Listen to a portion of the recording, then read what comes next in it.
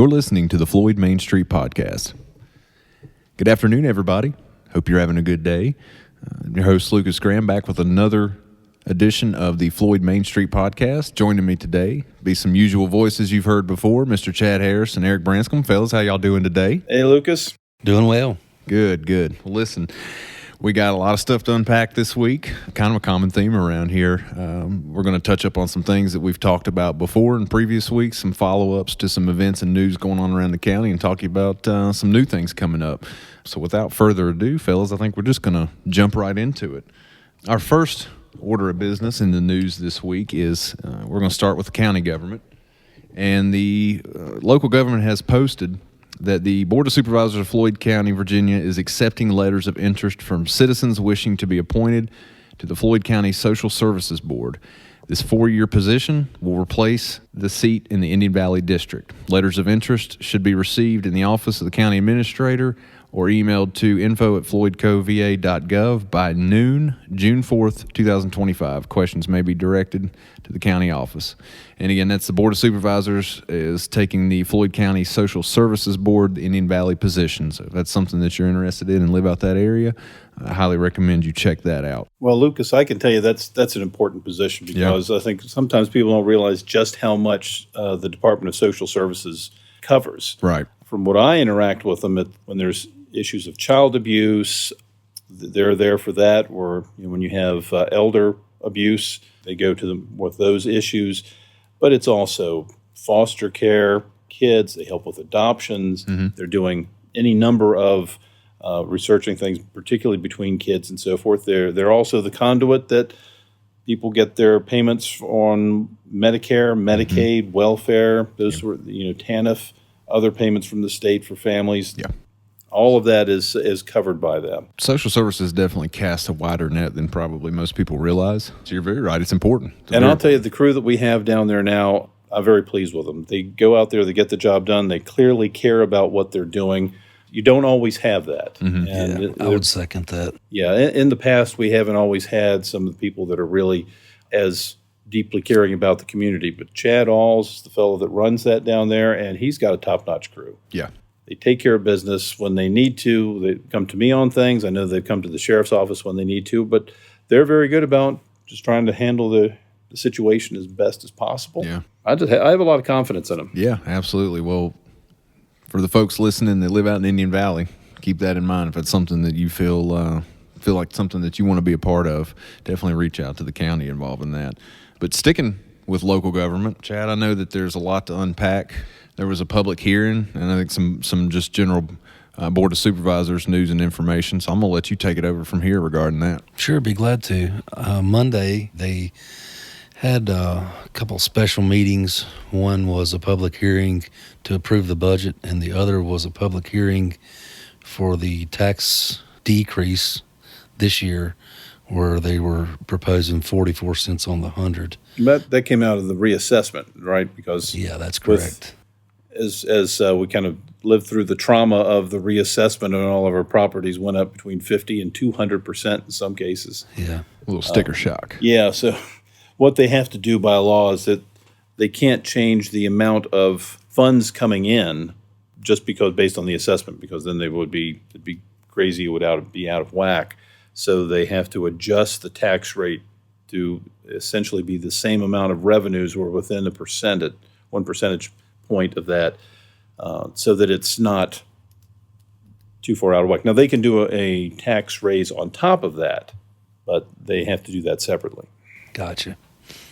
So that was Monday, and then Tuesday they had their regular board meeting. It was about 3 hours long, and I watched all of it. I tried to compact it here, and we'll try to get through this as quickly as possible without boring everybody to death. But the first speaker was Dr. Cromer. She talked about the school year ending, employees retiring this year. There's some notable employees retiring at the end of this year.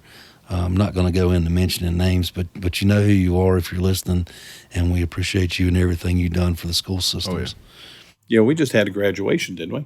Yeah. That was last Friday. It was, yeah. They sent the kids off with a little bit of a graduation parade and everything through town. So that's finished up. I don't know about the rest of the kids. At the time of this recording, I think they're still in through this week. Maybe. That's right. We're recording on Tuesday the 20th.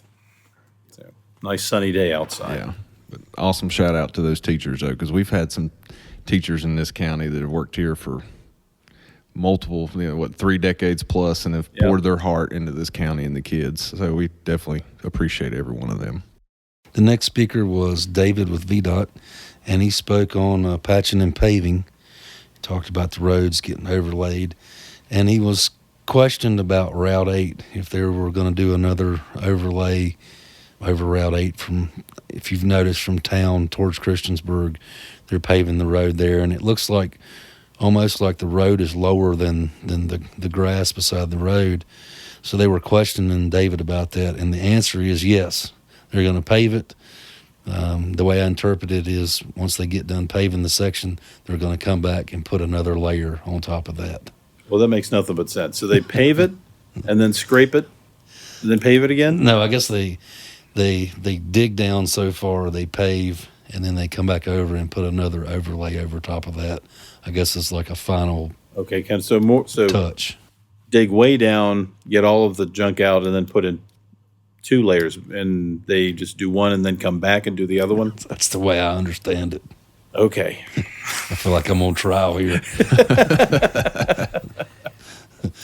Mark Bolt, our building inspector, he come in and spoke on generator repairs, where a motion was made and passed to repair a generator out at Station 3. He talked about renovation plans at the landfill, and he also spoke on security for the courthouse.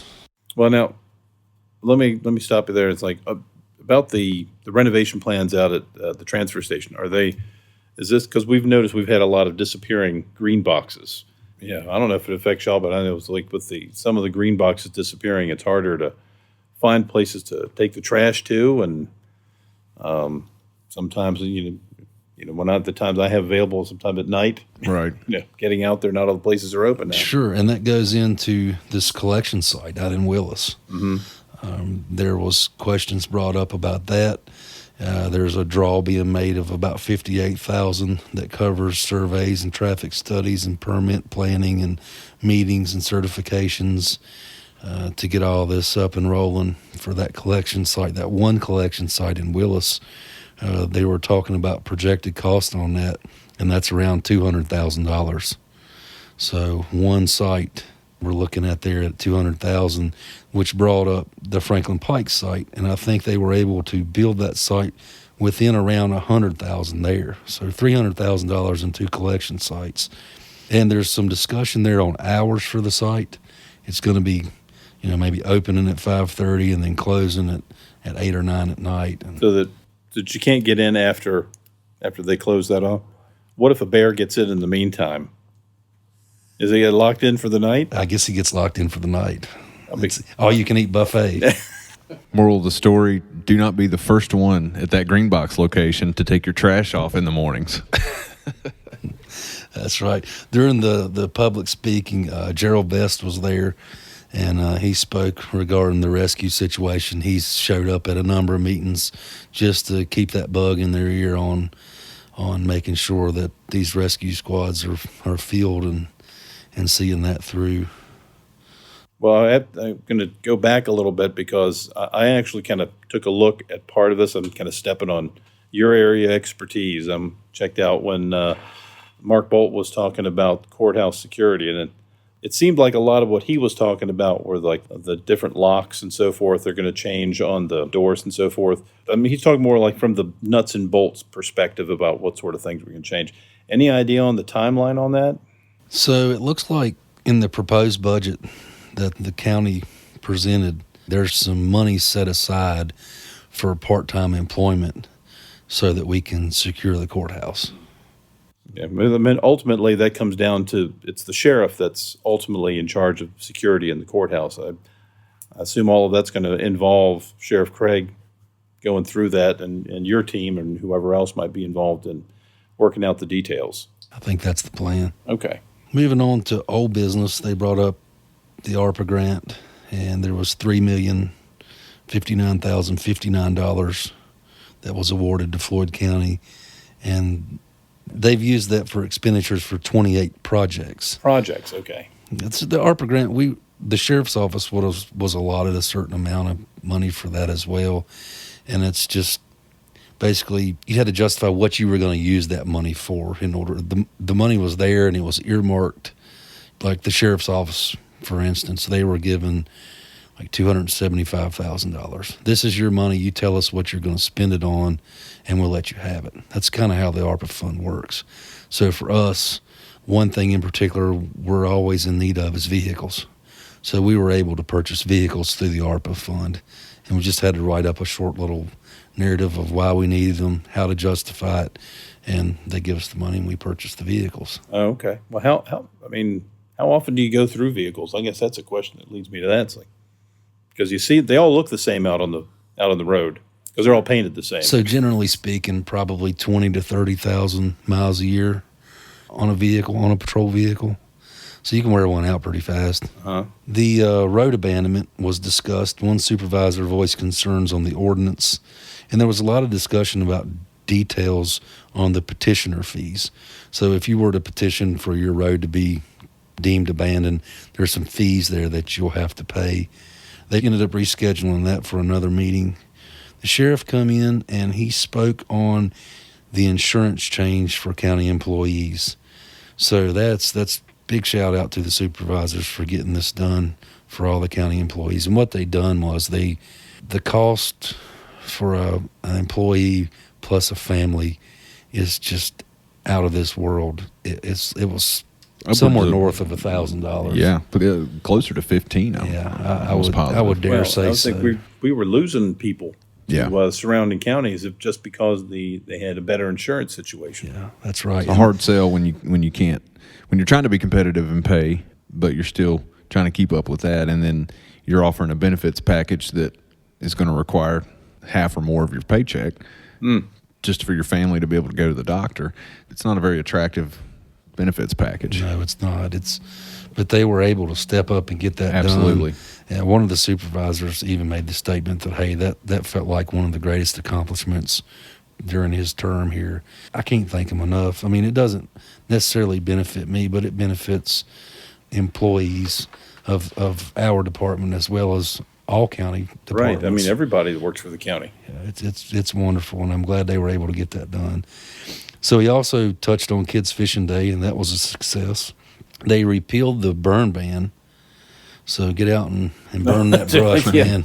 Well, I've still got a pretty large pile I keep adding Yeah. to. I don't know about you, but it's like I still have lots left over after that ice storm. Oh, yeah. I just want to reiterate that because we did mention that on last week's episode, but I do know I've seen a lot of questions on social media, people asking about it. So just to throw that out there again, the total burn ban for Floyd has been lifted, Yep. Along with the traditional burn ban that runs February 15th through the end of April. You can only burn 4 to midnight. So since we're out of that, clearly that we can burn whenever. Yeah. Just use some common sense, some windy days. Yeah, you still have to use common sense. Yeah.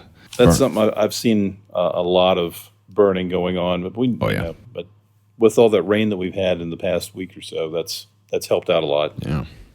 The land division review was pushed off until the first part of June, and then they got into new business where there was a proposed ordinance to allow employee bonuses.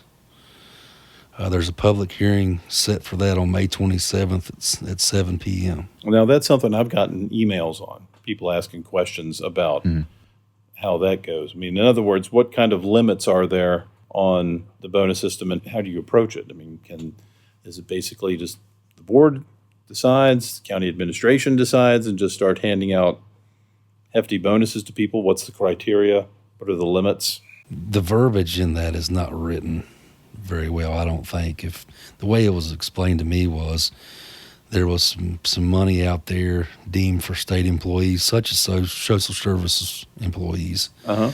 They were getting like a one-time, $1,000 per year of service, let's say.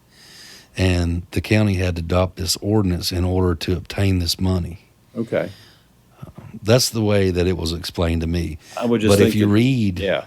what was put out, it almost looks like that it would be based off of performance rating Yeah, bonuses. I think that's the part that I think that the people that wrote in were having an issue with. Yeah. At what point does, what's the control on that? Right.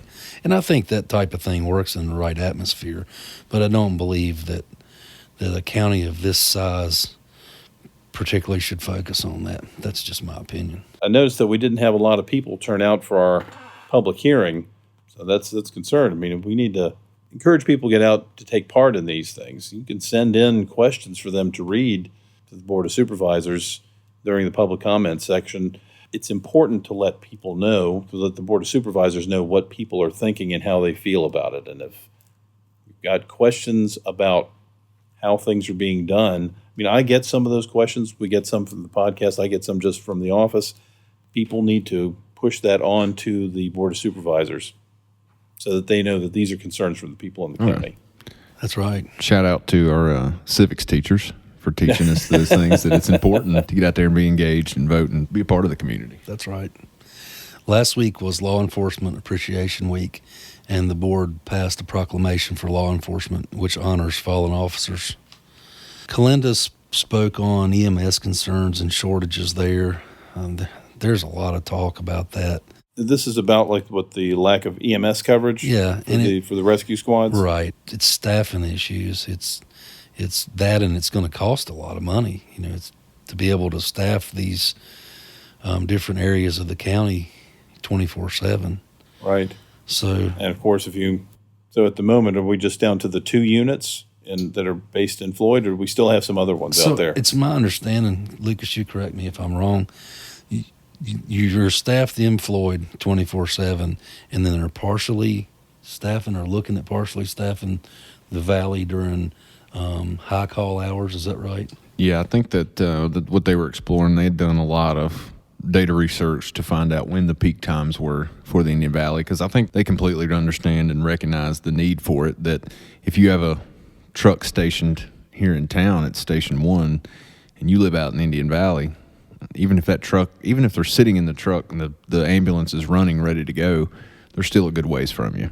And to try to mitigate that, staffing out in the valley, but I think they're wanting to crawl before they walk, and let's just cover peak times and go from there. But really it boils down to, at the end of the day, staffing. That all sounds good on paper, but if you don't have the people, if you don't have the butts to put in the seat, what good is it? Yeah. It's just a policy. Levi brought up the budget and items he wished to address, and there was a motion made to adopt the tax rate, which was 44 cents per hundred, and that passed 5-0. And then there was the county admin report, which she gave to the supervisors on a FEMA meeting addressing updates, the radio tower status, the audit status, meetings on needs for moving in county buildings, APCO meeting, Bradford College, and Floyd Fest updates. She just kind of briefly touched on those to the supervisors. Feel free to go back and get on their website on YouTube and watch any of this for yourself. Well, it's 3 hours plus long, right? That's right. That's why we let you do it. And I did it in 10, right? The Floyd Main Street Cliff Notes podcast. All right. Does that cover everything on the board there, I think? Yeah, apparently it was a busy one, huh? It was. Let's move on to Eric. You want to talk about some sports? We still got some sports going on. Oh, well, before we jump into that, I've got a surprise Okay. news item for you. So this was something that happened back on April 26th. Okay. The Daughters of the American Revolution dedicated a commemorative marker in the Floyd County Courthouse. Oh. And they have done this on at least 2 prior occasions, a number of years apart, because what they do is they research people who were involved in the American Revolution from Floyd and family. Of course, it's more of the Floyd area because Floyd County didn't exist at that point. But people that they've been able to track back to this area, and they had a number of people there. Judge Gino Williams was the keynote speaker in that, but there's about the role that we had with people from Floyd in the American Revolution. There were a number of people that served in the Continental Army, and there are a number of people that have those descendants that live in the area today, and some of them were there. Some of them were recognized during the course of that presentation.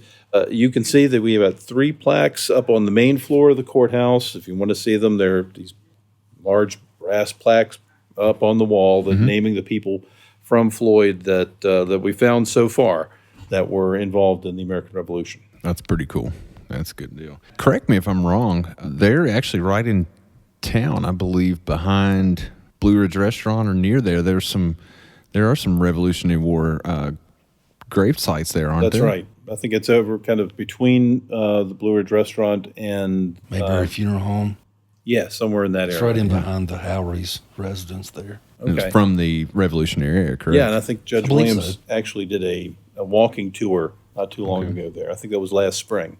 Yeah. If you're a local history buff, that is the man to talk to. Oh, yes. Well, Love to have him on the podcast. I think sometime. we'll work on that because Gino's got lots of good stories. Oh, yeah, absolutely. Absolutely. Well, that is pretty cool. I did not know that. So thanks for sharing that, Eric. Regarding sports, though, you want to turn to that Okay, page? well, I can do sports. Okay, you're our sports. It's baseball season. Yeah. And I'm a baseball fan, so here we Yeah. go. So we can tell you that we're going to lead off with the Floyd County Buffaloes baseball team. The latest report that I have is they are still at 10-7, so they're having a good season. From today, it looks like that we only have two more games. On May 21st, there's a 5 o'clock game. It's a away game in Radford. And on the 23rd, they have a home game to wrap up the regular season against Glenver, and that's at 5 o'clock at Floyd County High School. With this kind of record, I would not be surprised to see them in the regional tournament that starts on May 29th. So that's going to be after Memorial Day weekend. They'll get started with that. In boys soccer, the soccer team still has at least one more match to go on May 23rd at 7 p.m. They finish up their season at home with a match against Glenver. This is not the latest. We're waiting for an update, but we have the latest stats for them is that they're 4-8-2. Okay. Now, the Lady Buffaloes softball, they are also doing very good. I've got them at 10-5. That is not up to date on everything, but we do have an away game on May 21st in Radford, and they finish up their season on May 23rd with the home game here in Floyd against Glenver, and that's at 5 p.m. if you want to get out and support the Lady Buffs. The girls' varsity tennis, I believe, looks like they have one more game that is a match against Glenver. It looks like we're getting a lot of Glenver teams coming up on in the next couple of days. So on May 22nd at 4:30, the girls' varsity team is playing Glenver, and they have had a record of 11-1. And then we have, to finish this up, the boys' varsity tennis. They have two more games as of today, one on the 21st and one on May 22nd, both of them at 4:30. The May 21st game looks like a district tournament. It's listed as a home game, and then I'm not sure about the way this is listed, but what we got from the high school is that the district tournament is something that's on May 21st, and on May 22nd they have a match against Glenver that's an away game. But let me tell you, the boys varsity tennis has been on fire this season. They are, as this reading, they're 11-0. I love it. Shout out to the So I boys think tennis they're team. definitely going to see some postseason action in Yeah. several of these teams. Yeah. For the majority, it looks like all our student athletes programs will be entering in the postseason for the most part. Yeah, which is they're pretty doing a great exciting. job this year. Spring sports is something we've got a real strong showing in Floyd. Yeah, that's absolutely right. Good deal. Thanks for the look at sports there, Eric. We're going to talk about a couple more things here, talk about some events going on, and try to wrap things up. One thing I did see, I want to shout out for this Friday, is Friday, May 23rd, the Floyd Artisan Market will be having its opening night at the Pavilion here in town. It's going to be at 205 South Locust Street. And it sits right near the light where they have the farmers market. The same place we have the farmers market. Yeah. Okay. And this appears to be the same setup as the farmers market, where you walk from vendor to vendor and make a lap around the entire farmers market. This is more artisanal things, whether it be handmade bags, bracelets, woodworking, wood burning. Lots of woodworking, some soaps and candles. Yes, things of that nature. Quilts. We have some extremely talented people in this county from many different facets, and this is just one of those. Absolutely. These people I think, that make those things. Some of them call themselves homesteaders, and some people are just in it for a little bit of business, but it's so unique, and it's quality products. Oh, too. yeah, some of the Very stuff's quality. just gorgeous. Yeah, absolutely. Chad, there's something going on with the cornhole tournament this weekend, I think, correct? That's right, over at the Floyd Moose Lodge. Okay. Sunday, May 25th, sign-up starts at 3 p.m. There's a tournament which starts at 4 p.m., and it is a cornhole tournament. You must be 21 to play. It's open to non-members, and the buy-in fee is $10 each per person. Top 3 teams wins a prize, and the proceeds go to the Floyd County Sheriff's Office. I was able to take a few minutes and talk to Sheriff Craig about those proceeds, and so that money that's raised will go towards our AED pads for infants and adults. Oh, excellent. Oh, that's awesome. That's right, man. Yeah. And they've got live music playing, food truck. The Vittle Wagon's going to be serving food till 3 p.m. If you haven't checked them out, their food is amazing. Yeah. The Vittle Wagon? Okay. It is fantastic. Check that out. Eric, you were mentioning something to me earlier today that the Skyline National Bank's Well, I know that every now and then you pick up a guitar and strum on that and sing a few tunes. And I saw that Skyline Bank is doing something called the Sounds of Skyline Song Competition. Okay. You go to the Skyline Bank here in town and pick up a flyer with some information on it. It looks like they want people to write songs and enter in. It says that they're on the search for songwriters, that Skyline Bank is hosting a song competition to celebrate the sounds and voices of the places we serve. The winner will receive a trip to Nashville to record your song alongside professional musicians and booked opportunities to perform. This is your That's chance for the pretty big time, Lucas. That's right. Well, I can tell you, I will leave that opportunity to somebody much more deserving, and I will sit at home with my wife and my child and root for them. No, that is a really cool opportunity. I think that's pretty unique. I don't remember them doing hearing anything of like that something before. of even that rim here in Floyd. That's going to be an awesome opportunity for somebody. Oh yeah, yeah, and it's really, really hard. I would imagine any generation would say this, but it's so tough to cut through in the music business now. It's not as simple as cutting a demo tape and sending it to labels. And What was in that movie? They're just singing into a tin can? Yeah. That's what you do. Just sing into a tin can. yeah, do you sing into a tin can very often, Eric? Every chance I get. Generally when I'm making spaghetti. Yeah, good deal. Hey, if you're not doing anything Friday, it's C.W. Harmon's Customer Appreciation Day. And they've got great deals going on their steel products, their Bobcat products, their Toro products. They're providing a free barbecue lunch from noon to 1:30, and that's Friday, May 23rd. So if you get a chance out or you're out that way, stop in and check them out. Free Cool lunch? deal. Free lunch. Fantastic. I'm in. Yeah, that's right. I can attest. I went to their customer appreciation last year, and it was really cool. It was a lot of people there. The food was good. I believe it was barbecue they had in. It was really good. So go check that out. I think that's it for all events going That's all on I can this week. think of for now. I can tell you that what I'm thinking is, if y'all are up with this, is that when we run out of the spring sports, we'll probably try to expand into what kind of music is going, because it's when it warms up around here, we have people out on the streets on Friday evenings, but there are a lot of things at the country store, at the Wildwood, and other locations.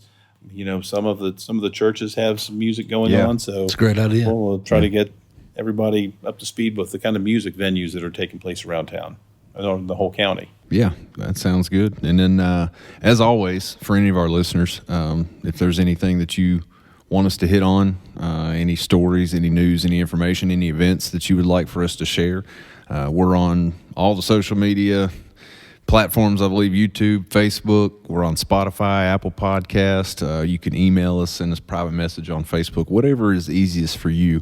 But if you've got something that you want to throw in on the podcast, feel free to message us and send it to us. I actually know that me and Chad were talking earlier, we had gotten a couple of emails recently from people that have brought up some things that they would like to see discussed, or some topics that they'd like to hit on, or for us to dive into a little bit more so they can be more informed of. And I'd like to give a shout out to our production team, because we've got Bryce Big Country Cockrum, Yeah, John Velitis, yeah, ZZ Weeks, helping us out with this, and they help make it all work. yeah. There is. Couldn't do it without them. That's right.